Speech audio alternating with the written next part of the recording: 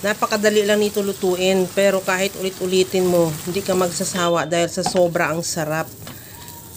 Magtunaw muna ako ng 2 tablespoon na butter at habang pinapatunaw ko yan, ilagay ko na rin yung bawang. Ihalo lang hanggang sa maglabas lang ng aroma at the same time matunaw na rin yung butter. Maglagay din ako ng sibuyas. Ihalo lang din hanggang sa maluto yung sibuyas.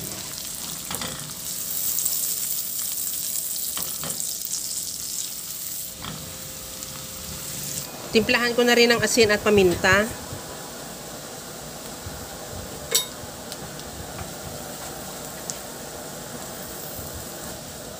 Maglagay din ako ng tomato sauce. Lagyan ko rin ng chili powder, optional, pero mahilig kami sa maanghang kaya naglagay na rin ako. Ihalo lang hanggang sa mag-combine yung lahat nating ingredients. At sa puntong ito, maglagay na ako ng Sprite. Kahit anong soda, pwede. At ihalo lang hanggang sa kumulo. Maglagay na rin ako ng oyster sauce. Nakalimutan ko kanina maglagay.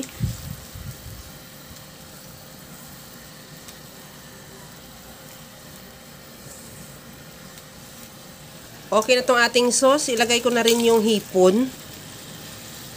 Ihalo lang hanggang sa magkulay orange o hanggang sa maglapot lang din yung sauce o mag-reduce.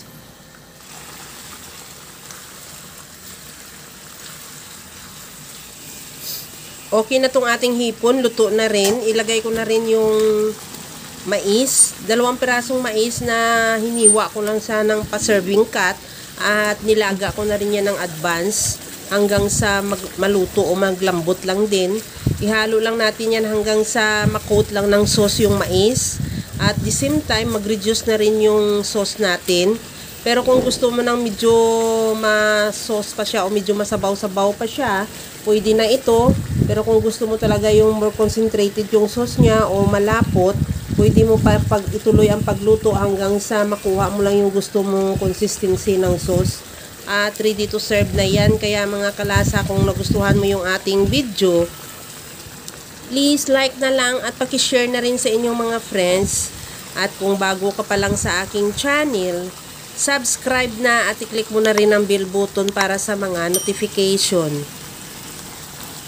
Kaya mga kalasa, alam ko, kayang-kaya mo tong gawin dahil sa sobrang simple at napakadali niya lang lutuin. Kagaya lang lagi sa sinasabi ko na wala namang hindi marunong magluto basta sa simpleng paraan lang. Okay na tong ating napakasarap na buttered shrimp with mais. Hanguin na lang natin at ready to serve na yan. Hanggang sa muli mga kalasa. Thank you for watching. Bye.